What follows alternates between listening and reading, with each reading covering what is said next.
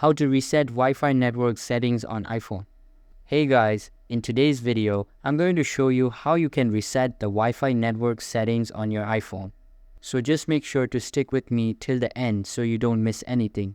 Let's jump in. First, open up the Settings app. Scroll down and tap on General.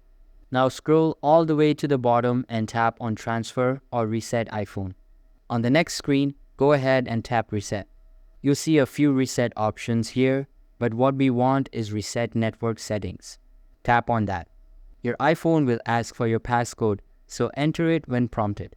Then just confirm by tapping Reset Network Settings again.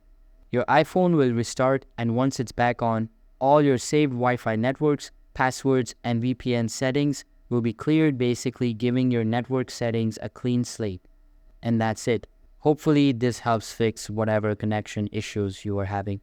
See you in the next one.